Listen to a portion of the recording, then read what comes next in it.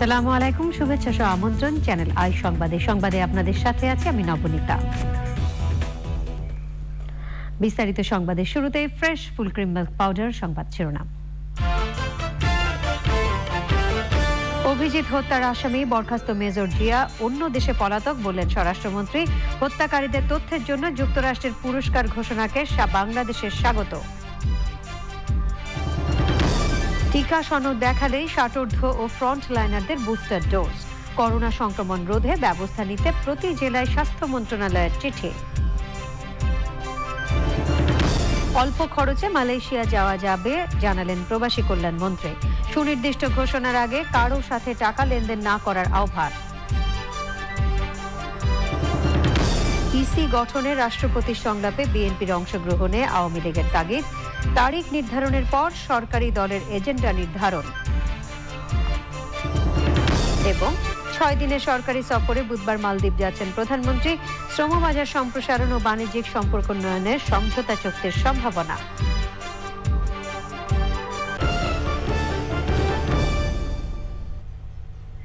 এছাড়াও সোশ্যাল ইসলামী bank limited বিশেষ সংবাদে থাকছে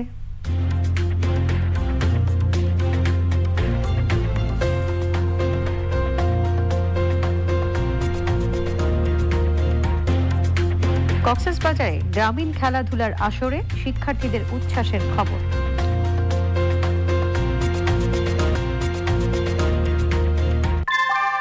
কুয়াশায় সাল ছুঁয়ে পানি আর কত হয়রানি আছে সমাধান। বসত ঘরে লাগাও আনো আসি। যাচ্ছে পুরো সংবাদে। ব্লগার ও লেখক অভিজিৎ রায় হত্যায় সাজা পাওয়া আসামি বরখাস্ত মেজর জিয়াউল হক অন্য দেশে পালিয়ে আছেন বলে জানিয়েছেন স্বরাষ্ট্রমন্ত্রী আসাদুজ্জামান খান। মানিকগঞ্জের হরিরামপুরে মুক্তিযোদ্ধা ভাস্কর্য উদ্বোধন করে সাংবাদিকদের প্রশ্নের উত্তরে মন্ত্রী বলেন, এই বিষয়ে তার কাছে তথ্য আছে, তবে বরখাস্ত মেজর জিয়াকে ধরে রায় কার্যকর করার চেষ্টা চলছে বলেও জানান মন্ত্রী। জেলা পরিষদের অর্থায়নে 10 ফুট উচ্চতার রণাঙ্গনে মুক্তিযোদ্ধার ভাস্কর্য উদ্বোধন করে মন্ত্রী বলেন, অভিজিৎ হত্যার আসামিদের সাজা কার্যকরে সরকার সক্রিয়ভাবে চেষ্টা চালিয়ে যাচ্ছে।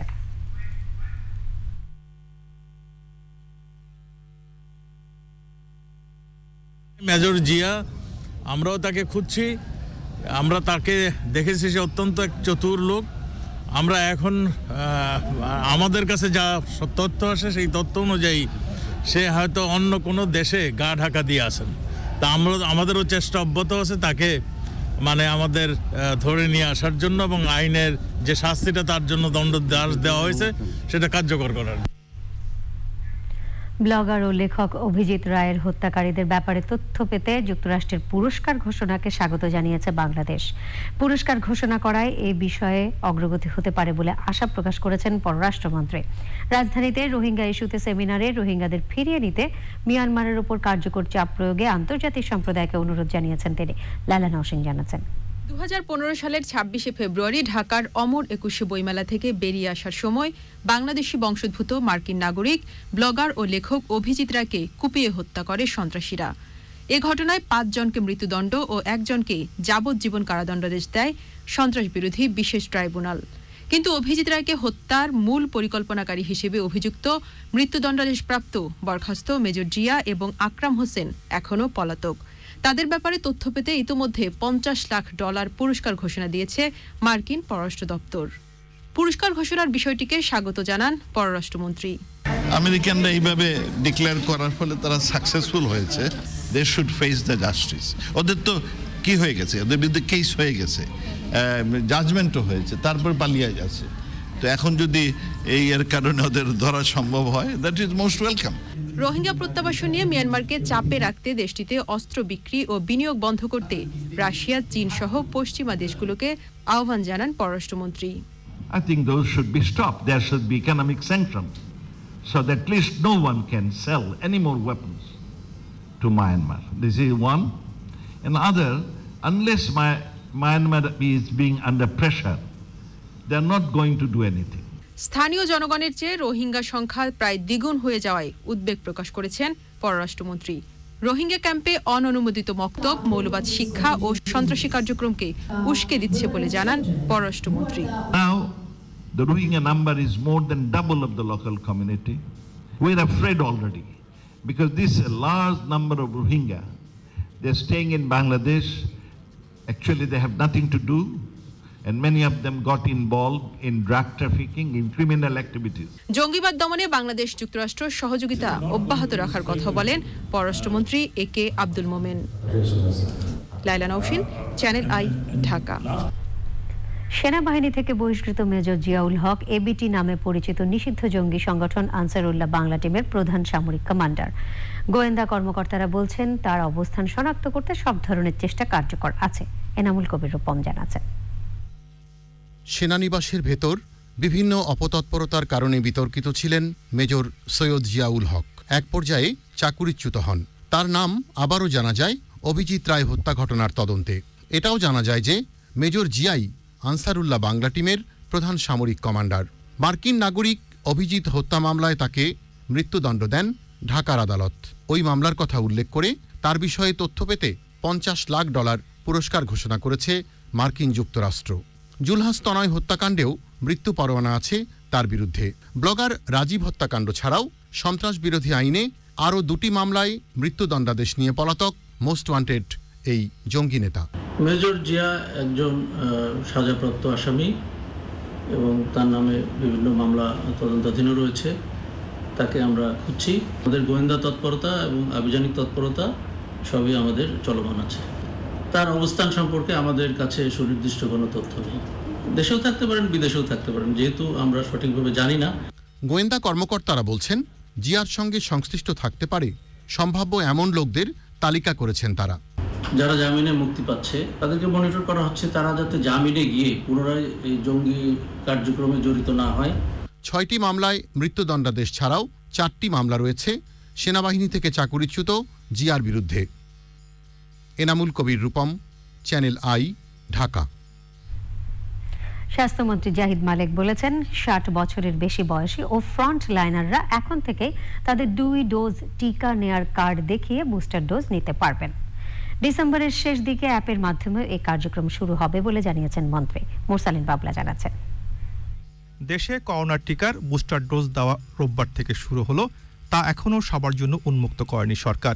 কবে থেকে এই কার্যক্রম জোরালোভাবে শুরু হবে তা নিয়ে সাধারণ মানুষের মধ্যে ব্যাপক আগ্রহ রয়েছে। এই অবস্থায় সচিবালয়ে স্বাস্থ্য মন্ত্রণালয়ের বৈঠক শেষে স্বাস্থ্যমন্ত্রী সাংবাদিকদের জানান, বয়স্ক ও ফ্রন্ট লাইনারদের অগ্রাধিকার দিয়ে বুস্টার ডোজ শুরু করার পাশাপাশি কোভিড পরিস্থিতি নিয়ন্ত্রণে নতুন করে সব হাসপাতালে পর্যাপ্ত অক্সিজেন সাপোর্ট দেওয়া হয়েছে। 7 কোটির অধিক আমরা ফার্স্ট ডোজ ভ্যাকসিন দিয়েছি এবং 4.5 কোটির অধিক আমরা 5 কোটির মতো আমাদের ডাবল ডোজ দেওয়া হয়ে গেছে। বুস্টার ডোজও আমরা শুরু করেছি 60 ঊর্ধ্ব যারা বয়স এবং যারা ফ্রন্টলাইন ওয়ার্কার। যখন অ্যাপস চালু হয়ে যাবে তখন অ্যাপসের মাধ্যমে আপনাকে রেজিস্ট্রেশন করে নিতে হবে, আর অ্যাপস চালু হওয়ার আগ পর্যন্ত সীমিত আকারে ওই কার্ডের মাধ্যমে করা হবে। স্বাস্থ্যমন্ত্রী সতর্ক করেন, ওমিক্রন বাংলাদেশ সহ 90টি দেশে ছড়িয়ে পড়েছে। এ অবস্থায় মানুষ যাতে আগের মতো স্বাস্থ্যবিধি মেনে চলে সেজন্য জেলা প্রশাসক ও সিভিল সার্জনদের চিঠি দিয়েছে স্বাস্থ্য মন্ত্রণালয়। ওমিক্রন আমাদের দেশেও কিছু পাওয়া গেছে, আপনারা জানেন সেটা, কিন্তু এরপরও আমরা দেখছি যে আমাদের কক্সবাজারে যেভাবে লোক যায়, শুনলাম গত কয়েকদিনে 5 লক্ষ লোক গেছে। বিয়ে শাদী হচ্ছে অনিয়ন্ত্রিতভাবে, অর্থাৎ মাস্ক পরে না কেউ। সকলকে অনুরোধ করছি যে আমাদের স্বাস্থ্যবিধি মেনে চলতে হবে। শুধু ওমিক্রন নয়, করোনা তো আছে, করোনা তো এখনো ডেল্টা ভ্যারিয়েন্ট তো আছে। স্বাস্থ্যমন্ত্রী জানান, বাংলাদেশ থেকে চিকিৎসক, নার্স এবং স্বাস্থ্যকর্মী নিতে চায় মালদ্বীপ। প্রধানমন্ত্রীর মালদ্বীপ সফরে এ নিয়ে চুক্তি করবে 2 দেশ। মুরসালিন বাবলা, চ্যানেল আই, ঢাকা। সুনির্দিষ্ট ঘোষণার আগে মালয়েশিয়া যাওয়ার জন্য কারোর সাথে টাকা লেনদেন না করার আহ্বান জানিয়েছে প্রবাসী কল্যাণ ও বৈদেশিক কর্মসংস্থান মন্ত্রণালয়। খুব অল্প খরচে এবার কর্মীরা মালয়েশিয়া যেতে পারবেন বলে আশ্বস্ত করেছেন মন্ত্রী। কর্মী পাঠাতে বৈধ সব রিক্রুটিং এজেন্সির তালিকা পাঠাবে মন্ত্রণালয়। মাসুদ শাকিল জানাচ্ছেন। আবারও কর্মী পাঠাতে 2 দিন আগে মালয়েশিয়ার রাজধানী কুয়ালালামপুরে প্রবাসী কল্যাণ ও বৈদেশিক কর্মসংস্থান মন্ত্রী দেশটির মানব সম্পদ মন্ত্রীর সাথে সমঝোতা স্মারক সই করেন।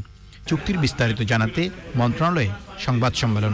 এখানে ওয়ার্কারের কি খরচ হবে? ও তো বাড়ি থেকে সাতক্ষীরা থেকে ঢাকা আসবে, এই তো খরচ। পাসপোর্ট বানাতে হবে, এই তো খরচ। আমাদের ওয়েলফেয়ার বোর্ডের সদস্য হতে হবে, এই খরচ। বিএমইটিতে রেজিস্ট্রেশন করার জন্য এটাই তো খরচ।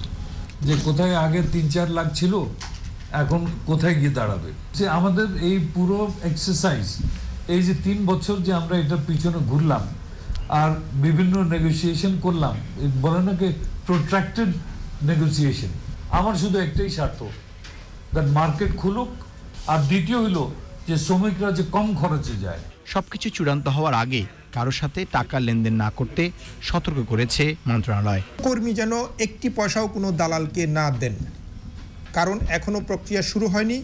যখন প্রক্রিয়া শুরু হবে সরকারই বলবে, এবং এইখানে এখন দিয়ে আমার ডাটাবেজে অন্তর্ভুক্ত না হলে কোনো কর্মী বিদেশে মালয়েশিয়া যেতে পারবে না। সংবাদ সম্মেলনে জানানো হয়, পিএমইটি ডাটাবেস থেকে কর্মীরা যাবে, বৈধ সব রিক্রুটিং এজেন্সি এক্ষেত্রে সুযোগ পাবে। মাসুর শাকিল, চ্যানেল আই, ঢাকা। আইনমন্ত্রী আনিসুল হক বলেছেন, খালেদা জিয়া বিদেশ যেতে পারবেন কি পারবেন না আইন মন্ত্রণালয় থেকে দ্রুতই এই সিদ্ধান্ত আবারও জানিয়ে দেওয়া হবে, তবে আইনে নেই এমন কিছু করা হবে না। রাজধানীতে জাতীয় মানবাধিকার কমিশনের অনুষ্ঠানে মন্ত্রী বলেন, সুপ্রিম কোর্টের বিএনপি সমর্থক আইনজীবীরা খালেদা জিয়াকে বিদেশ পাঠাতে যে চিঠি দিয়েছেন সেখানে আইনের কোনো ব্যাখ্যা দিতে পারেননি। অনুষ্ঠানে যৌন হয়রানি প্রতিরোধ ও সুরক্ষা আইন 2021-এর খসড়া আইনমন্ত্রীকে তুলে দেওয়া হয়।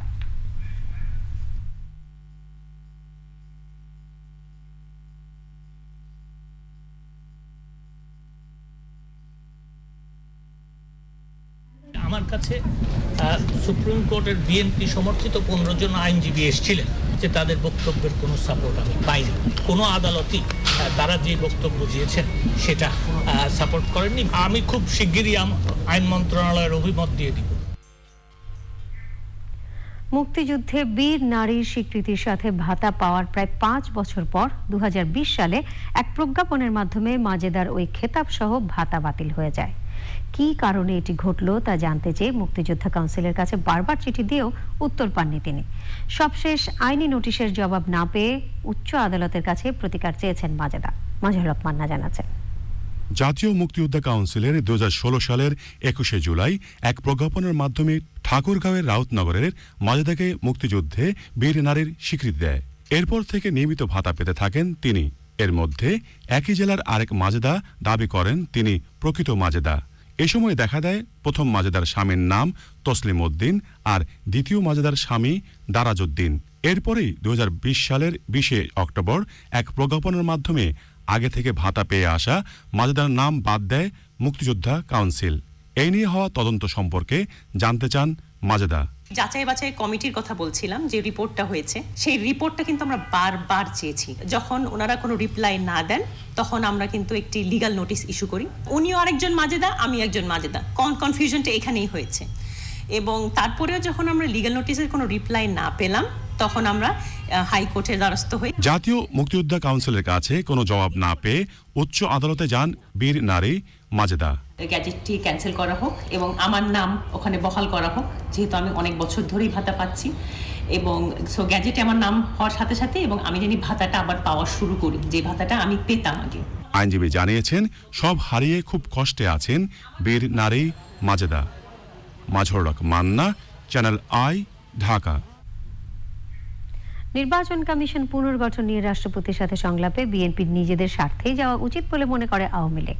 আর রাষ্ট্রপতির সাথে আওয়ামী লীগের মত বিনিময়ের তারিখ নির্ধারণের পর আওয়ামী লীগ এজেন্ডা ঠিক করবে। আরো জানাচ্ছেন ওবায়দুল রশিদ। নির্বাচন কমিশন পুনর্গঠনে রাষ্ট্রপতি মোহাম্মদ আব্দুল হামিদ রাজনৈতিক দলগুলোর সাথে সংলাপ শুরু করেছেন। প্রথম দিন রাষ্ট্রপতির সাথে মতবিনিময় করেন জাতীয় পার্টির নেতারা। এখনও আওয়ামী লীগ বিএনপির সংলাপের তারিখ নির্ধারণ হয়নি। তবে এরই মাঝে বিএনপি নেতারা রাষ্ট্রপতির সাথে সংলাপে অনাগ্রহ প্রকাশ করে আবারও নির্দলীয় নিরপেক্ষ সরকারের অধীনে নির্বাচনের দাবি জানিয়েছে। আওয়ামী লীগ নেতারা এর সমালোচনা করছেন। বিএনপি রাজনীতিতে ফিরে আসবেন, রাজনীতির সঠিক ধারায় ফিরে আসবেন এবং তারা মহামান্য রাষ্ট্রপতির সঙ্গে আলোচনা আমন্ত্রণ জানালে আমন্ত্রণে অংশগ্রহণ করবেন। সেখানে গিয়ে তাদের অনেক কথা থাকতে পারে, মন উজাড় করে সেখানে গিয়ে বলে আসতে পারেন, কারণ তিনি তো সাংবিধানিকভাবে দেশের রাষ্ট্রপতি, রাষ্ট্রের রাষ্ট্রপতি। তাদের তো এক জায়গায় বলতে হবে একটি জায়গায়, সাংবিধানিক জায়গায় বলতে হবে। রাষ্ট্রপতির সাথে সংলাপের তারিখ এখনো নির্ধারণ না হলেও এরই মধ্যে এ নিয়ে কাজ শুরু করেছে আওয়ামী লীগ। আমন্ত্রণ জানার পরে আমরা একটি সভায় মিলিত হব। মাননীয় নেত্রী, মাননীয় সভাপতি বাংলাদেশ আওয়ামী লীগ, তার সভাপতিত্বে সভা অনুষ্ঠিত হবে। সেই সভায় প্রতিনিধি দলও ঠিক হবে এবং আলোচ্য বিষয়গুলি নিয়েও ওনার যে এজেন্ডা থাকবে সেই এজেন্ডার উপর আমাদের মতামত সেখানে নিয়ে মাননীয় নেত্রী নির্ধারণ করবেন। জাহাঙ্গীর কবির নানক বলেন, সংবিধান অনুযায়ী সময় মতো আগামী জাতীয় নির্বাচন হবে। Obaidul Rashid, channel I, Dhaka. 6 দিনের রাষ্ট্রীয় সফরে 22শে ডিসেম্বর মালদ্বীপ যাচ্ছেন প্রধানমন্ত্রী শেখ হাসিনা। শ্রমবাজার সম্প্রসারণ এবং দ্বিপাক্ষিক বাণিজ্যিক সম্পর্ক উন্নয়ন সহ এই সফরে বেশ কিছু সমঝোতা চুক্তি সই হওয়ার কথা রয়েছে। এতে ডকুমেন্ট ছাড়া বিনা শর্তে বৈধ করা এবং সরাসরি ব্যবসার সুযোগ তৈরি হবে বলে আশা করছেন মালদ্বীপ প্রবাসী বাংলাদেশিরা। আলী আসগরের ভিডিও চিত্রে মালদ্বীপ থেকে জানাচ্ছেন চকর মালিথা। সর্বশেষ 2011 সালে সার্ক সম্মেলনে অংশ নিতে মালদ্বীপ এসেছিলেন প্রধানমন্ত্রী শেখ হাসিনা। 10 বছর পর দ্বিপাক্ষিক ইস্যুতে প্রধানমন্ত্রীর মালদ্বীপ সফর। এই সফরে স্বাস্থ্য, শিক্ষা, যুব ও ক্রীড়া সহ কয়েকটি বিষয়ে সমঝোতা স্মারক সই হওয়ার কথা রয়েছে। মালদ্বীপের প্রেসিডেন্ট ইব্রাহিম মোহাম্মদ সোলির আমন্ত্রণে এই সফরকালে দেশটির সংসদে ভাষণ দেবেন প্রধানমন্ত্রী শেখ হাসিনা। প্রথম যেটা হবে সেটা হচ্ছে মালদ্বীপের সাথে আমাদের দ্বিপাক্ষিক বাণিজ্যিক সম্পর্কের উন্নয়ন, যেটা মাননীয় প্রধানমন্ত্রীর তার নিজস্ব একটা এজেন্ডা, উনি আমাকে প্রথমেই বলে দিয়েছিলেন। মালদ্বীপে আমাদের প্রবাসী কর্মী যারা অনিয়মিত আছে তাদেরকে নিয়মিতকরণ, শারীরিক পরিশ্রম বা কায়িক পরিশ্রমে যারা অদক্ষ শ্রমিক তাদের ব্যাপারে নিষেধাজ্ঞাটা এখনো বলবৎ আছে। আশা করি মাননীয় প্রধানমন্ত্রী এই বিষয়টা তুলে ধরবেন। দ্বীপের দেশ মালদ্বীপে বর্তমানে প্রায় 1 লাখ বাংলাদেশির বসবাস। ব্যবসা, বাণিজ্য, অবকাঠামো উন্নয়ন সহ মালদ্বীপের অগ্রযাত্রায় বছরের পর বছর অবদান রাখছেন তারা। তবে তাদের মধ্যে 50,000-এর বেশিরই বৈধ কাগজপত্র নেই। মালদ্বীপ সরকারকে অবশ্যই মাননীয় প্রধানমন্ত্রী বলবেন যে সবাইকে যাতে বিনা শর্তে আপনারা বৈধকরণ করে দেয় আর কি। আর আমরা যারা বাংলাদেশি ব্যবসায়ী, আমরা চাই অন্য দেশের মতো সরাসরি আমরা বাংলাদেশের নাগরিকত্ব নিয়ে, লাইসেন্স নিয়ে আমরা বিজনেস এখানে করতে চাই। এই সুযোগে করে দিবেন মাননীয় প্রধানমন্ত্রী আসলে। আমরা বৈধভাবে চলতে চাই। দ্বিতীয়ত যে এই দেশে আমরা কর্ম করি, যে স্যালারিটা তো প্রত্যেক মাসে মাসে পাই, এরকম কিছু আমরা চাই। আকাশপথে সরাসরি ফ্লাইট চালু হলেও মালদ্বীপের সাথে পণ্য পরিবহনের জন্য সরাসরি কোনো জাহাজ চলে না। দুই দেশের মধ্যে বাণিজ্য বৃদ্ধিতে যা খুবই প্রয়োজন। প্রধানমন্ত্রীর 6 দিনের এই সফরে বিষয়টিও গুরুত্বের সাথে বিবেচনা করছে মালদ্বীপে বাংলাদেশ হাইকমিশন। বাংলাদেশের প্রধানমন্ত্রীর আসন্ন মালদ্বীপ সফরের মধ্য দিয়ে দুদেশের স্বার্থ সংশ্লিষ্ট বিশেষ করে ব্যবসা বাণিজ্য এবং মালদ্বীপে জনশক্তি রপ্তানির বিষয়ে গুরুত্বপূর্ণ সিদ্ধান্ত হবে বলে জানিয়েছেন সংশ্লিষ্টরা। চকর মালিথা, চ্যানেল আই, মালে, মালদ্বীপ। স্বাধীন বাংলা বেতার কেন্দ্রের শব্দ সৈনিক শহীদ জায়া মুশতারি শফির প্রতি শেষ শ্রদ্ধা জানিয়েছেন সর্বস্তরের মানুষ। পরে ঢাকা বিশ্ববিদ্যালয় কেন্দ্রীয় জামে মসজিদে তার প্রথম জানাজার নামাজ হয়েছে। বুধবার চট্টগ্রামে তাকে দাফন করা হবে। রাজধানীতে চিকিৎসাধীন অবস্থায় মঙ্গলবার মারা যান মুশতারি শফি। সুলতানা হিমু জানাচ্ছেন। স্বাধীন বাংলা বেতার কেন্দ্রের শব্দ সৈনিক শহীদ জায়া মুশতারি শফি মুক্তিযুদ্ধের চেতনা আর নারী অধিকার নিয়ে কাজ করে গেছেন দীর্ঘদিন। মুশতারি শফির জন্ম 1938 সালে। সে সময়ের ব্রিটিশ ভারতের অবিভক্ত বাংলার ফরিদপুরে। লিখেছেন মুক্তিযুদ্ধে চট্টগ্রামের নারী, চিঠি, জাহানারা ইমামকে এবং স্বাধীনতা আমার রক্তঝরা দিনের মতো মুক্তিযুদ্ধ বিষয়ক গ্রন্থ। ছিলেন 71-এর ঘাতক দালাল নির্মূল আন্দোলনের অন্যতম সংগঠক। 84 বছর বয়সী মুশতারি শফি রক্তে সংক্রমণ সহ নানা জটিলতায় ভুগছিলেন। চিকিৎসাধীন অবস্থায় হাসপাতালেই মারা যান এই গুণী ব্যক্তি। রাজধানীর কেন্দ্র শহীদ মিনারে মুশতারি শফির প্রতি শ্রদ্ধা নিবেদনের আয়োজন করে সম্মিলিত সাংস্কৃতিক জোট। এরপর ঢাকা বিশ্ববিদ্যালয় কেন্দ্রীয় জামে মসজিদে তার প্রথম জানাজার নামাজ হয়। স্বাধীনতার চেতনা, মুক্তিযুদ্ধের চেতনা, শহীদদের সকল চেতনা নিয়ে তিনি বেঁচে ছিলেন এবং যুদ্ধ করে গেছেন এবং জীবনের শেষ শব্দটাও তাই বলে গেছেন। তার স্বামী ডাক্তার শফি, তিনি মুক্তিযোদ্ধাদের জন্য অস্ত্রশস্ত্র তার বাড়িতে লুকিয়ে রেখেছিলেন। সেই অপরাধে তার স্বামীকে হত্যা করা হয়েছিল। এবং তার ভাইকেও হত্যা করা হয়েছিল। এবং এরপরও বেগম মুস্তারি শফি মুক্তিযুদ্ধের সময় দমে যাননি। তিনি মুক্তিযোদ্ধাদের আমাদের দেশ স্বাধীন না হওয়া পর্যন্ত নানাভাবে সহায়তা করে গেছেন। এরপর মুস্তারি শফির মরদেহ নিয়ে যাওয়া হয় চট্টগ্রামে। সেখানে বুধবার গার্ড অব অনার দেওয়ার পর তাকে দাফন করা হবে। Sultana Himu, channel I, Dhaka. এবারে আই স্পোর্টস।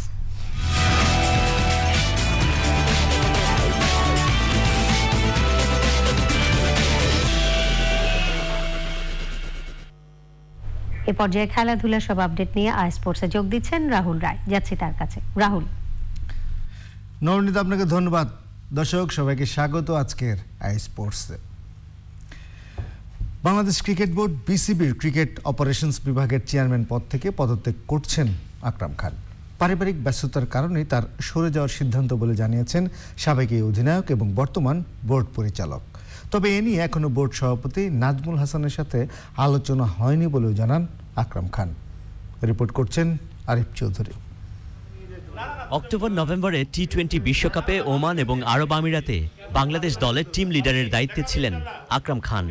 তবে টিম লিডার হয়েও দলের সাথে নয়, আকরাম ছিলেন আলাদা হোটেলে। সে বিশ্বকাপে বাংলাদেশ দলের ভরাডুবির পর থেকেই সমালোচনার কেন্দ্রবিন্দুতে আকরাম। সোমবার হঠাৎ করেই আকরাম খানের স্ত্রী ফেসবুক স্ট্যাটাসে জানিয়ে দেন ক্রিকেট অপারেশনস চেয়ারম্যান পদে আর থাকতে চান না আকরাম খান। মঙ্গলবার সেই স্ট্যাটাসের পক্ষেই কথা বলেছেন আকরাম। পারিবারিকভাবে একটা সিদ্ধান্ত নিয়েছে আমার ব্যাপারে। অনেক বছর আপনার এখানে ছিলাম, যেহেতু আপনারা জানেন এটা আসলে মানে একটা স্ট্রেংথের দরকার, মেন্টালি বলেন ফিজিক্যালি বলেন, তো সবকিছু মিলে একটু ব্রেক। আকরাম খানের পদত্যাগ নিয়ে ধোঁয়াশা আছে বিসিবিতে, তবে আকরাম নিশ্চিত করেছেন তার সিদ্ধান্ত পারিবারিকভাবে নেয়া। 3টা দিয়ে একবার ফোন করেছি, বাট উনি রিপ্লাই দেন, হয়তো বা যে কোনো সময় উনি কল ব্যাক করবেন। আমি কল ব্যাক করলে আমি আলোচনা করে নেব। আর কালকে তো বোর্ড ওনার সাথে আমার দেখা হবে। দ্রুতই এ নিয়ে আনুষ্ঠানিক সংবাদ সম্মেলন করবেন বলেও জানিয়েছেন বাংলাদেশ দলের সাবেক অধিনায়ক। Arif Chowdhury, channel I, Dhaka. অবশেষে নিউজিল্যান্ডে অনুশীলন শুরু করেছে বাংলাদেশ ক্রিকেট দল। করোনা পরীক্ষায় সবাই নেগেটিভ আসায় শেষ হয়েছে দীর্ঘ অপেক্ষা। ক্রাইস্টচার্চের লিঙ্কন ইউনিভার্সিটি গ্রাউন্ডে অনুশীলন করেছেন টাইগার ক্রিকেটাররা। ব্যাটিং, বোলিং ও ফিল্ডিং 3 ডিপার্টমেন্টেই প্র্যাকটিস হয়েছে। নতুন বছরের প্রথম দিন মাউন্ট মঙ্গানুইয়ে শুরু হবে বাংলাদেশ নিউজিল্যান্ড সিরিজের প্রথম টেস্ট।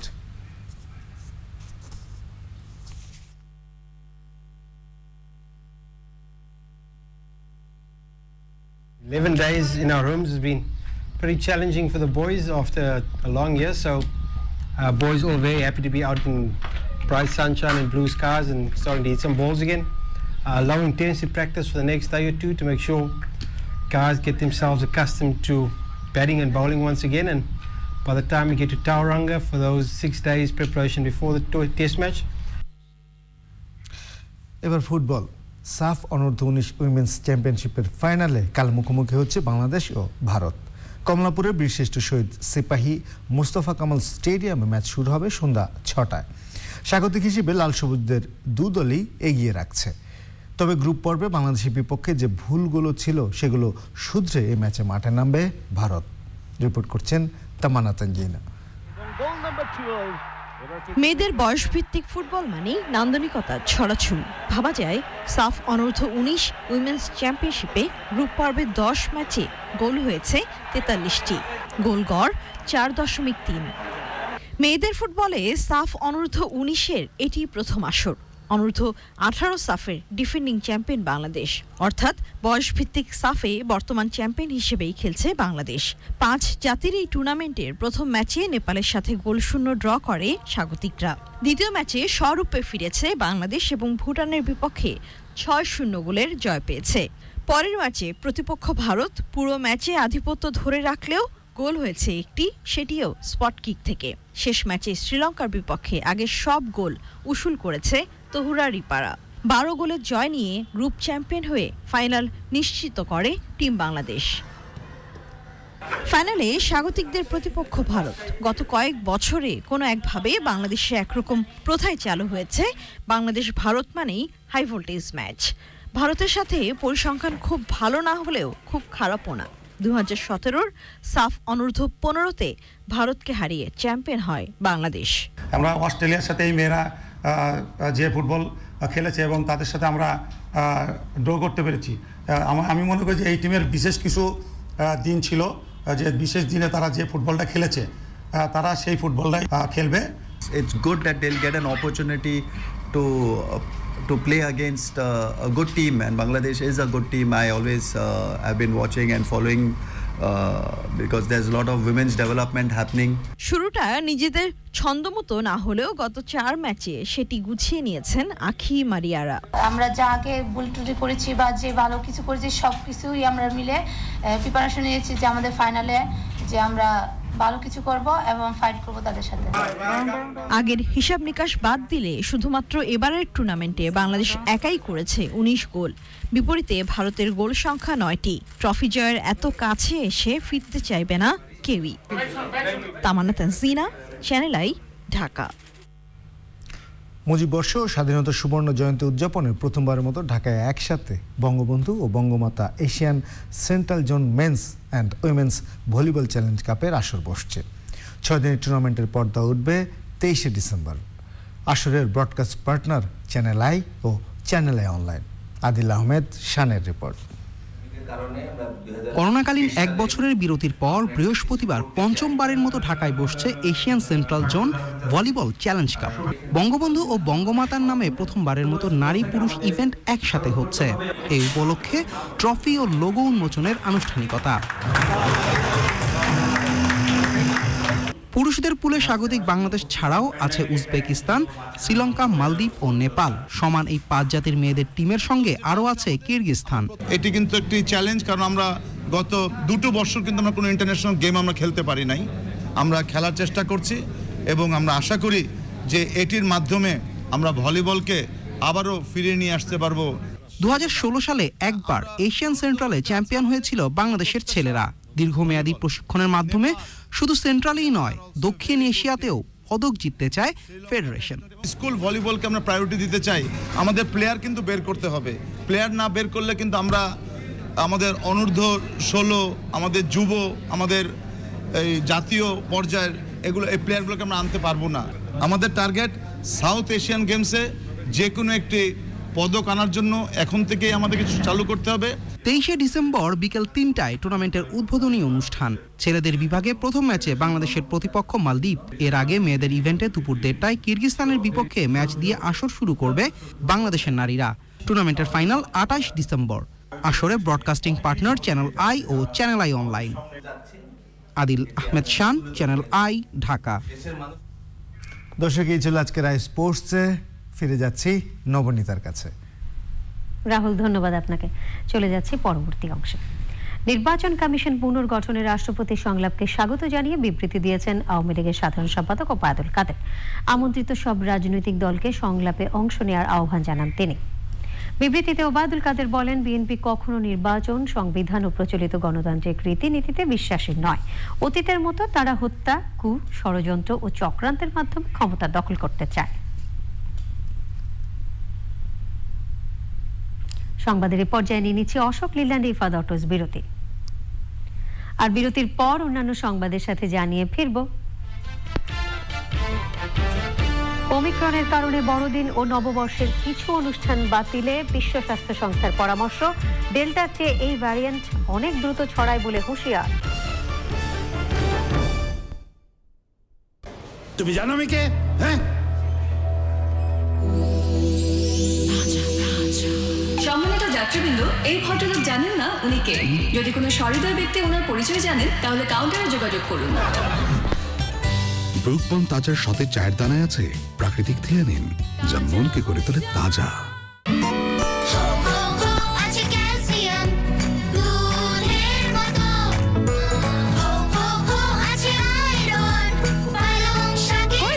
বাচ্চাদের দেয় একটি কমলার সমপরিমাণ ভিটামিন সি, 1.5 কাপ দুধের সমপরিমাণ ক্যালসিয়াম ও 3 বাটি পালং শাকের সমপরিমাণ আয়রন সহ 23টি ভাইটাল নিউট্রিয়েন্টস। হরলিক্স, নতুন হরলিক্স 500 গ্রাম সাশ্রয়ী প্যাক, মাত্র 295 টাকা। বিরতির পর আবার আমন্ত্রণ। প্রায় 2 বছর পর রবীন্দ্র বিশ্ববিদ্যালয়ের শিক্ষা কার্যক্রম শুরু হয়েছে। সিরাজগঞ্জের শাহজাদপুরে বিশ্ববিদ্যালয়ের অস্থায়ী একাডেমিক ভবনে বিভিন্ন বিভাগের ফাইনাল পরীক্ষা হয়। প্রথম দিনের পরীক্ষায় রবীন্দ্র অধ্যয়ন, সাংস্কৃতিক ঐতিহ্য ও বাংলাদেশ অধ্যয়ন, অর্থনীতি, ব্যবস্থাপনা এবং সঙ্গীত বিভাগের প্রথম ও দ্বিতীয় বর্ষের 150 জন শিক্ষার্থী অংশ নেন। করোনা মহামারী এবং শিক্ষার্থী আন্দোলনের কারণে প্রায় 2 বছর বিশ্ববিদ্যালয়ের শিক্ষা কার্যক্রম বন্ধ ছিল।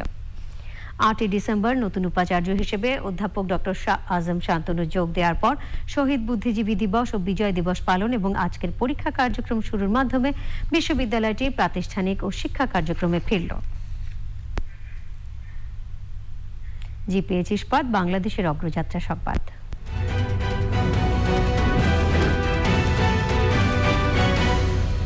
নির্মাণে প্রচলিত স্টিল বেছে নেবেন নাকি বেছে নেবেন এশিয়ার প্রথম কোয়ান্টাম ইলেকট্রিক আর্ক ফার্নেসে তৈরি বিশ্ব সেরা স্টিল? জিপিএইচ ইস্পাত, দৃঢ়তার প্রতিশ্রুতি। শরীয়তপুরের স্বাস্থ্যসেবাকে আধুনিক ও যুগোপযোগী করতে 250 শয্যার হাসপাতাল নির্মাণ করা হচ্ছে। কর্তৃপক্ষ বলছে 2022 সালে জুন মাসে হাসপাতালটি চালু করার পরিকল্পনা তাদের। এতে জেলার মানুষের কাঙ্ক্ষিত স্বাস্থ্যসেবা নিশ্চিত হবে। এস এম মুজিবুর রহমান জানাচ্ছেন। শরীয়তপুরের 14 লাখ লোকের অনুপাতে জেলার সদর হাসপাতালটির শয্যা সংখ্যা অনেক কম। নেই আধুনিক যন্ত্রপাতি। জটিল রোগীদের ঢাকা, বরিশাল, চাঁদপুর ও ফরিদপুর নিতে হয়। জেলায় আধুনিক স্বাস্থ্যসেবা নিশ্চিত করতে 2019 সালে 35 কোটি টাকা ব্যয়ে 250 শয্যার 12 তলা নতুন ভবনের কাজ শুরু হয়। শয্যা সংখ্যা একটু বেশি বাড়ানো হতো, তাহলে আমাদের রোগীদের সুযোগ সুবিধা ভালো পাওয়া যেত। 250 বেডের হাসপাতাল চালু হয়ে গেলে আমাদের চিকিৎসাটা ভালো হবে। আমরা কাঙ্ক্ষিত স্বাস্থ্যসেবা পাচ্ছি না, তাই 250 শয্যা হসপিটালটি চালু হলে আমরা কাঙ্ক্ষিত স্বাস্থ্যসেবা পাবো। 250 শয্যার এই হাসপাতালটি শরীয়তপুরবাসীর আধুনিক স্বাস্থ্যসেবা নিশ্চিত করবে। আমাদের নতুন 250 শয্যা হসপিটাল নির্মাণ হচ্ছে, এর চালু হয়, তাহলে আমাদের শরীয়তপুরবাসী আধুনিক এবং উন্নত চিকিৎসা পাবে। শরীয়তপুরবাসীর আধুনিক স্বাস্থ্যসেবা নিশ্চিতের লক্ষ্যে বর্তমানে 250 শয্যা বিশিষ্ট হাসপাতালের কাজ চলমান রয়েছে। নতুন ভবনটি চালু হলে শরীয়তপুরবাসী আরও উন্নত আধুনিক চিকিৎসা পাবে। 1985 সালে শরীয়তপুর সদর হাসপাতালটি 50 শয্যা দিয়ে শুরু হয়। এরপর জেলায় হাসপাতালে তেমন কোনো উন্নয়ন হয়নি। আধুনিক এই হাসপাতালটি চালু হলে জেলাবাসী উপকৃত হবে বলে মনে করছে। S M Mujibur Rahman, Channel I, Shariatpur. নিটোল টাটা আন্তর্জাতিক সংবাদ।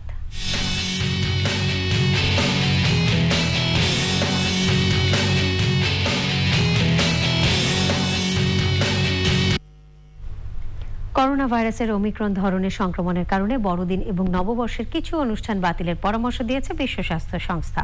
সংস্থাটির প্রধান টেড্রোস আদহানম গ্যাব্রিয়েসাস বলেছেন, ঝুঁকি নিয়ে জীবন বাতিল করার চেয়ে একটি অনুষ্ঠান বাতিল করা অনেক ভালো। ডেল্টার চেয়ে ওমিক্রন উল্লেখযোগ্য দ্রুত হারে ছড়াচ্ছে বলে হুঁশিয়ারি করেছেন তিনি। তারপরও 2022 সালে মহামারীর ইতি টানার প্রত্যয় জানিয়েছে বিশ্ব স্বাস্থ্য সংস্থা। যুক্তরাষ্ট্রে ওমিক্রনে প্রথম একজনের মৃত্যু হয়েছে। মার্কিন রোগ নিয়ন্ত্রণ ও প্রতিরোধ সংস্থা সিডিসি জানিয়েছে, এই মুহূর্তে ডেল্টা নয় বরং ওমিক্রনই যুক্তরাষ্ট্রে সংক্রমণের জন্য দায়ী প্রধান ভ্যারিয়েন্ট। নোভাভ্যাক্সের করোনা টিকা নোভ্যাক্সোভিড শর্ত সাপেক্ষে অনুমোদনের সুপারিশ করেছে ইউরোপীয় মেডিসিন এজেন্সি EMA। নোভাভ্যাক্স বলছে তাদের টিকা উত্তর আমেরিকা ট্রায়ালে করোনার বিরুদ্ধে 90%-এরও বেশি কার্যকারিতা দেখিয়েছে। জানুয়ারি নাগাদ ইউরোপীয় ইউনিয়নে ভ্যাকসিন সরবরাহ শুরুর ব্যাপারে আশাবাদী প্রতিষ্ঠানটি। সোশ্যাল ইসলামী ব্যাংক লিমিটেড বিশেষ সংবাদ।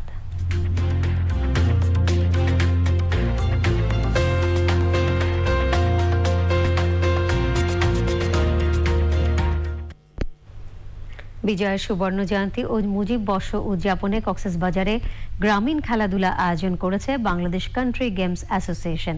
করোনা ভাইরাস সংক্রমণের কারণে দীর্ঘদিন ঘরে থাকা শিক্ষার্থীরা এই আয়োজনকে ঘিরে দারুণ আনন্দিত। খেলাগুলো সারা বছর চালু রাখার অনুরোধ জানিয়েছেন ক্রীড়াপ্রেমীরা। কক্সবাজার থেকে সররাজু মানিকের তথ্য ও ভিডিও চিত্রে তামান্না তানজিনা জানাচ্ছেন। গ্রামীণ ঐতিহ্যবাহী খেলাগুলোকে মাঠে ফিরিয়ে আনতে বাংলাদেশ কান্ট্রি গেমস অ্যাসোসিয়েশনের অসাধারণ এক উদ্যোগ। তৃণমূলের খেলাগুলোকে একরকম নতুন জীবন দিয়েছে অ্যাসোসিয়েশনটি।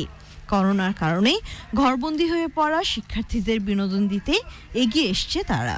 পর্যটন নগরী কক্সবাজারের মডেল হাই স্কুল প্রাঙ্গণে শিক্ষার্থীদের নিয়ে আয়োজন করা হয়েছিল হাডুডু, মোরগ লড়াই, দাঁড়িয়াবান্ধা, বৌচির মতো হারিয়ে যেতে বসা খেলাগুলোর। বাংলাদেশে যেগুলো খেলা দড়ি লাফ, মোরগ লড়াই, সেগুলো কিন্তু তারা খেলার সুযোগ পায় না, কারণ এই খেলাগুলো শুধু স্কুলের মধ্যেই হয়। তো আজকের প্রতিযোগিতা খুবই ভালো লাগলো। আজকে আমরা এই খেলাধুলাতে যে পার্টিসিপেট করতে পারাই আমাদের মনটাও ভালো হবে। দিনব্যাপী এই আয়োজনে কক্সবাজারের 3টি শিক্ষা প্রতিষ্ঠানের প্রায় 1.5 শতাধিক শিক্ষার্থী অংশ নেন। আধুনিক প্রযুক্তি নির্ভর প্রজন্মের কাছে গ্রামীণ লোকজ সংস্কৃতি তুলে ধরতে ধারাবাহিক এমন আয়োজনের পরামর্শ দিয়েছেন অভিভাবকরা। তাদেরকে পড়ালেখার পাশাপাশি একটু আনন্দ বিনোদন দেয়া প্রয়োজন। তো আমাদের স্বল্প পরিসরে পড়ালেখার যেন ক্ষতি না হয়, সেজন্য আসলে তাদেরকে সারা বছর আমরা মাঠে রাখতে পারি না। পুরস্কার বিতরণী অনুষ্ঠানে উপস্থিত ছিলেন কক্সবাজার পৌরসভার মেয়র ও জেলা আওয়ামী লীগের সাধারণ সম্পাদক ও জেলা ক্রীড়া সংস্থার সাধারণ সম্পাদক সহ অন্যান্যরা। হাডুডু খেলা, লুডু খেলা, কাবাডি খেলা, এই যে এগুলো আমাদের কাছে ছড়িয়ে যাচ্ছে, কিন্তু আমাদের পুরনো খেলাগুলা আসলে লোপ পাচ্ছে। এই ধরনের প্রোগ্রামগুলা প্রত্যেক বছরে বিভিন্ন সময়ে হওয়া উচিত এবং বাংলাদেশ থেকে যে সব গ্রামীণ খেলা যেগুলো আসলে আমাদের ঐতিহ্যবাহী খেলা, সেই খেলাগুলো আবার প্রাণ ফিরে পাবে। খেলাধুলা আসলে শরীর মন দুইটাই ভালো রাখে। কৃষি ও গণমাধ্যম ব্যক্তিত্ব ও কান্ট্রি গেমস অ্যাসোসিয়েশনের সভাপতি শাইখ সিরাজের স্বাক্ষরযুক্ত সনদপত্র, মেডেল ও উপহার সামগ্রী বিজয়ীদের হাতে তুলে দেওয়া হয়। Tamanna Tanjina, desk report, Channel I. এবারে অর্থনীতি সংবাদ।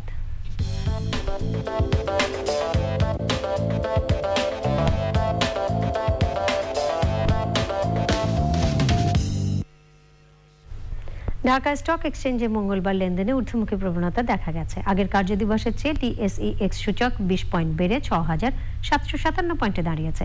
বেড়েছে বেশিরভাগ কোম্পানির শেয়ারের দাম। হাত বদল হয়েছে ৩৭৮টি কোম্পানির ৬৫২ কোটি ১ লাখ টাকার শেয়ার ও মিউচুয়াল ফান্ড, যা আগের কার্যদিবসের চেয়ে ১৫৫ কোটি ১৫ লাখ টাকা কম। এর মধ্যে দাম বেড়েছে ১৭৬টির, কমেছে ১৪৭টির এবং অপরিবর্তিত রয়েছে ৫৫টি কোম্পানির শেয়ারের দাম।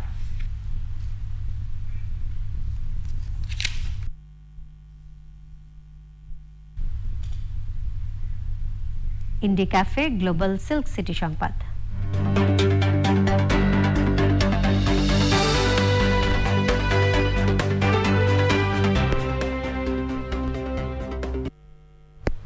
বাংলাদেশের সব শিশুর জন্য আশা, আনন্দ ও ন্যায্যতার স্বর্ণালী 50 বছর, এই প্রতিপাদ্যে রাজশাহীতে বর্ণিল আয়োজনে ওয়ার্ল্ড ভিশন বাংলাদেশের সুবর্ণ জয়ন্তী উদযাপন হয়েছে।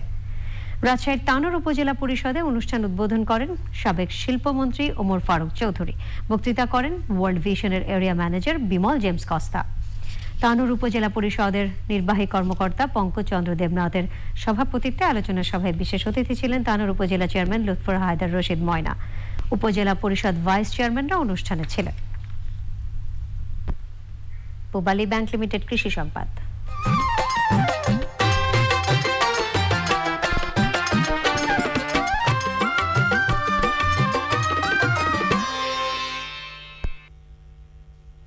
করোনার কারণে প্রায় 2 বছর বন্ধ থাকার পর আবার জমজমাট হয়ে উঠেছে যশোরের গদখালির ফুলের বাজার। চাহিদা বেশি থাকা ও দাম ভালো পাওয়ায় করোনার সময়ের ক্ষতি পুষিয়ে নেওয়ার চেষ্টা করছেন এ অঞ্চলের ফুল চাষিরা। যশোর থেকে আকরামুজ্জামানের পাঠানো তথ্য, ভিডিও চিত্রে সুদীপ্তা মাহমুদ জানাচ্ছেন। গত 2 বছর ধরে বৈশ্বিক মহামারী করোনায় ফুল ব্যবসায় ধস নামে। করোনা পরিস্থিতি কিছুটা নিয়ন্ত্রণে আসায় সেই চিরচেনা পরিবেশে ফিরে এসেছে গদখালির ফুলের মোকাম। শহীদ বুদ্ধিজীবী দিবস ও মহান বিজয় দিবস উপলক্ষে এবছর প্রায় 1,20 লাখ টাকার ফুল বিক্রি হয়েছে বাজারে। 1.5 বছর ধরে আমরা ফুলের চাষি এবং ফুলের ব্যবসায়ীরা অনেক মার খাইছি, তবে আশা করি এখন ফুলের বাজারটা একটু কিছুটা ভালো হয়ে আসছে। ব্যবসায়ী ও স্থানীয়রা জানান, করোনায় বেশি ক্ষতিগ্রস্ত হয়েছে দেশের ফুল সেক্টর। বর্তমানে খুব ভালো আছি, যদি সামনে করোনা না আসে, আমরা যেভাবে জমজমাট বাজার চলছে এইভাবে যদি আমরা পর্যক্রমে থাকে, তাহলে আমরা সামনে শুনে আমাদের যে করোনায় ক্ষতিগ্রস্ত হয়েছে এই ক্ষতিগ্রস্ত আমরা পৌঁছায় যাব। পরিস্থিতি ভালো আছে, যদি করোনার প্রভাব যদি আর না পড়ে, তাহলে মোটামুটি আমরা ব্যবসা কিংবা আমার চাষিরা বাজার ভালো পাবে। আগামী 1 জানুয়ারি, তারপরে 14 ফেব্রুয়ারি 21শে ফেব্রুয়ারি পয়লা ফাল্গুন উপলক্ষে আমরা যদি এই বাজারটা পাই তবে কিছুটা আগুতে পারবো। তবে আবারও ব্যবসা বাণিজ্যের সুদিন ফিরছে, আশাবাদী বাংলাদেশ ফ্লাওয়ার সোসাইটি। যদি দেশ স্বাভাবিক থাকে তাহলে আমরা বিগত দিনের যে উৎপাদনের এবং সম্ভাবনা, যে লক্ষ্যমাত্রা নিয়ে আমরা এই ফুল সেক্টর এগিয়ে যাচ্ছিল, সেটা আমরা ঘুরে দাঁড়াতে পারবো। প্রতিদিন ভোরে গদখালিতে ফুলের হাট বসে। বিভিন্ন দিবস ছাড়াও বছরব্যাপী এখান থেকে সারা দেশে ফুল সরবরাহ হয়ে থাকে। Sudipta Mahmud, channel I. এখন দেখবেন প্রকৃতি সংবাদ।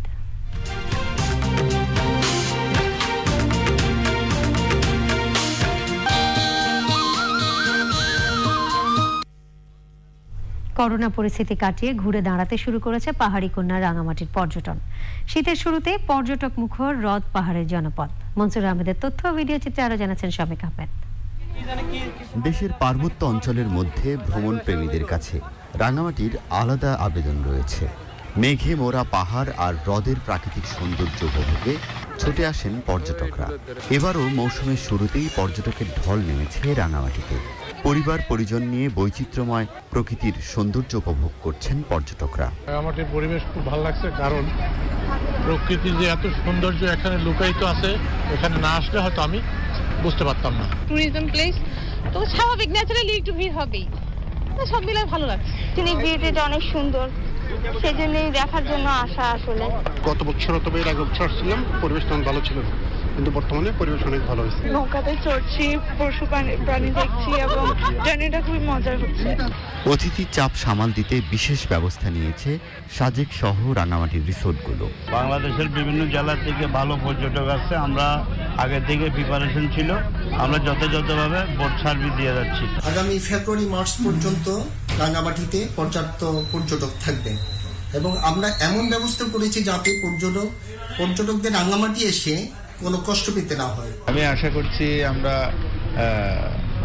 এইভাবে কিছুদিন আমরা সময় পেলে আমাদের ক্ষতিগুলো কাটিয়ে ওঠার একটা সম্ভাবনা আছে। পর্যটকদের নিরাপত্তায় কাজ করছে police. Shoumik Ahmed, channel I. Exim bank বাণিজ্য সংবাদ।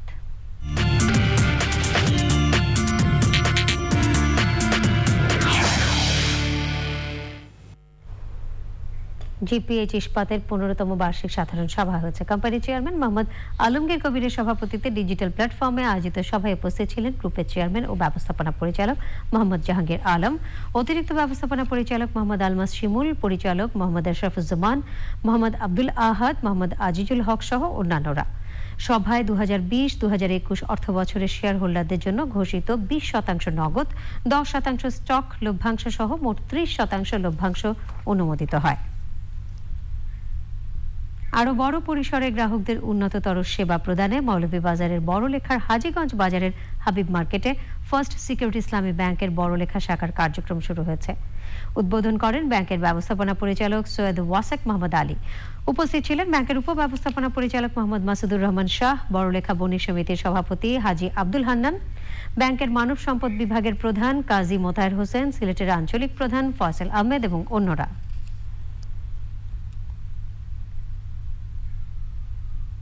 সময় হলো আবারও অশোক লীলা নিফাদ অটোস বিরতির পর যখন ফিরছি তখন থাকছে ইউপি নির্বাচন ঘিরে কুষ্টিয়ায় 2 চেয়ারম্যান প্রার্থীর সমর্থকদের সংঘর্ষে কমপক্ষে 30 জন আহত, কুষ্টিয়া ঝিনাইদহ সড়ক অবরোধ।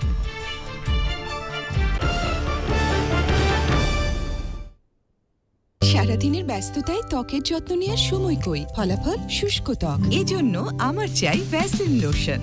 এতে আছে ভ্যাসলিন জেলি, যা ত্বককে দেয় 6 গুণ দীর্ঘস্থায়ী ময়শ্চারাইজেশন এবং রাখে সুস্থ ও সতেজ সারাদিন। 11 জন নারী উদ্যোক্তাকে বেগম রোকেয়া স্মারক পদক 2021 এবং 2 নারী মুক্তিযোদ্ধাকে সম্মাননা প্রদান করেছে প্রশিকা মানবিক উন্নয়ন কেন্দ্র। স্বাধীনতার সুবর্ণ জয়ন্তী এবং মুজিব জন্ম শতবর্ষ উদযাপন উপলক্ষে জাতীয় জাদুঘরের বঙ্গমাতা শেখ ফজিলাতুন্নেসা মুজিব মিলনায়তনে আনুষ্ঠানিকভাবে পদক ও সম্মাননা তুলে দেওয়া হয়। এছাড়া অনুষ্ঠানে আমি নারী আমি মুক্তিযোদ্ধা গ্রন্থের 2য় সংস্করণ এবং ই-বুকের মোড়ক উন্মোচন করা হয়। প্রধান অতিথি ছিলেন সংসদ সদস্য মোহাম্মদ শহীদুল ইসলাম বকুল। উপস্থিত ছিলেন চট্টগ্রাম মহিলা আওয়ামী লীগের সভানেত্রী হাসিনা মহিউদ্দিন, এনজিও বিষয়ক ব্যুরোর মহাপরিচালক কে এম তারিকুল ইসলাম, কথা সাহিত্যিক সেলিনা হোসেন, স্বাধীন বাংলা বেতার কেন্দ্রের কণ্ঠযোদ্ধা বুলবুল মহলনবিশ, নাট্যকার ডক্টর রতন সিদ্দিকী এবং অন্যরা। সভাপতিত্ব করেন প্রশিক্ষার চেয়ারম্যান রোকেয়া ইসলাম। স্বাধীনতার সুবর্ণ জয়ন্তী উদযাপন উপলক্ষে দুদিন ব্যাপী ব্যাডমিন্টন টুর্নামেন্টের ফাইনাল অনুষ্ঠিত হয়েছে। সন্ধ্যায় রাজধানীর শহীদ তাজউদ্দিন আহমেদ ইনডোর স্টেডিয়ামে টুর্নামেন্টের আয়োজন করে ইলেকট্রনিক মিডিয়া মার্কেটিং অ্যাসোসিয়েশন ইমা। অনুষ্ঠানে প্রধান অতিথি ছিলেন যুব ও ক্রীড়া মন্ত্রণালয়ের সিনিয়র সচিব মোহাম্মদ আক্তার হোসেন। কফি হাউসের সৌজন্যে টুর্নামেন্টে বাংলাদেশের 32টি বেসরকারি টেলিভিশনের বিক্রয় ও বিপণন বিভাগের সদস্যরা অংশগ্রহণ করেন। টুর্নামেন্টের ডাবলস বিভাগে চ্যাম্পিয়ন আরটিভি এবং রানার্স আপ টেবা বাংলা ভিশন, একক বিভাগে চ্যাম্পিয়ন আরটিভি ও runner up NTV.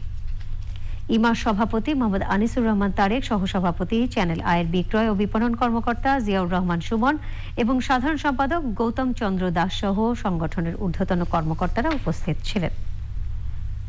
Bangladesh Hawaiian guitar শিল্পী পরিষদের আয়োজনে বাংলাদেশ জাতীয় জাদুঘরের কবি সুফিয়া কামাল মিলনায়তনে অনুষ্ঠিত হয়েছে এক মনোমুগ্ধকর গিটার সন্ধ্যা। পরিষদের সভাপতি রেহান মতলুবের সভাপতিত্বে স্বাগত বক্তব্য রাখেন সাধারণ সম্পাদক কবির আহমেদ। অনুষ্ঠানে গান পরিবেশন করেন হাসানুর রহমান বাচ্চু, ফরহাদ আজিজ, রুমানা সুলতানা, জান্নাতুল ফেরদৌস সহ 11 জন শিল্পী। অনুষ্ঠানটির স্পন্সর ছিল সিটি ব্যাংক লিমিটেড। যুক্তরাজ্যের বার্মিংহামে বিজয় মেলা হয়েছে। বিজয় সুবর্ণ জয়ন্তীতে বার্মিংহামের কমিউনিটি হলে আয়োজিত বিজয় মেলায় প্রবাসী বাঙালিদের পাশাপাশি ব্রিটিশ মূলধারার রাজনীতিবিদরাও অংশ নেন। যুক্তরাজ্য থেকে বিস্তারিত জানাচ্ছেন আব্দুল আহাদ সুবন। বাংলাদেশের সুবর্ণ জয়ন্তীতে যুক্তরাজ্যের বার্মিংহামে কেন্দ্রীয় শহীদ মিনার কমিটির উদ্যোগে বিজয় মেলা হয়েছে। তীব্র শীত উপেক্ষা করে মেলায় উপস্থিত ছিলেন অনেকেই। A great Bangladeshi community here in the UK, and I'm really proud to represent so many Bangladeshis, and it contributes so much to our life in terms of economically, culturally, so it's great to be here to celebrate 50 years, but I want to talk about the next 50 years as well, and I just want to say, Joy Bangla. বিজয় মেলায় মুক্তিযুদ্ধের রণাঙ্গনের বীর মুক্তিযোদ্ধা ও প্রবাসী মুক্তিযুদ্ধের সংগঠকদের সম্মাননা জানানো হয়। সবচেয়ে বড় কথা হইল আমরা বহুত বছর পরে রিকগনিশন একটা দেওয়া হয়েছে, আমরা বিশেষ করে লোকাল তার লাগে আমরা খুব আনন্দিত। এখন আজকের এই 50তম জাতীয় কেন্দ্রীয় শহীদ মিনার যেটা বিশালভাবে করেছে, এটা আমার হৃদয়ে স্পৃহা করেছে। আজকে বুলবুল হাসান ও শামিমা বেগম মিতার সঞ্চালনায় বক্তব্য রাখেন কেন্দ্রীয় শহীদ মিনার কমিটির সভাপতি কামরুল হাসান চুন্নু।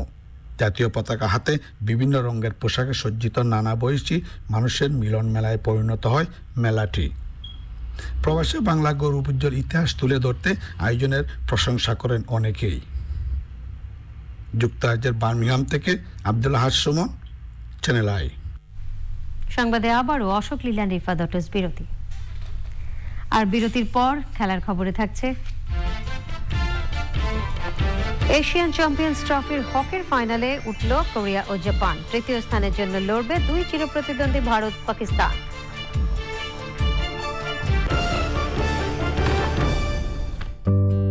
সারাদিনের ব্যস্ততায় ত্বকের যত্ন নেওয়ার সময় কই, ফলাফল শুষ্ক ত্বক। এজন্য আমার চাই ভ্যাসলিন ডিপ রেস্টোর। এতে আছে ভ্যাসলিন জেলি, যা প্রচন্ড শীতেও ত্বকে দেয় 6 গুণ দীর্ঘস্থায়ী ময়শ্চারাইজেশন আর দেয় সুস্থ ও সতেজ ত্বক সারাদিন। আমার কাজ তো শেষ, কিন্তু ভ্যাসলিনের কাজ চলছেই। সারাদিনের ব্যস্ততায় ত্বকের যত্ন নেওয়ার সময় কই, ফলাফল শুষ্ক ত্বক। এজন্য আমার চাই ভ্যাসলিন লোশন। এতে আছে ভ্যাসলিন জেলি, যা ত্বককে দেয় 6 গুণ দীর্ঘস্থায়ী ময়শ্চারাইজেশন এবং রাখে সুস্থ ও সতেজ সারাদিন। ভ্যাসলিন লোশন, এই শীতে ভ্যাসলিন লোশন ইজি প্যাক মাত্র 55 টাকায়।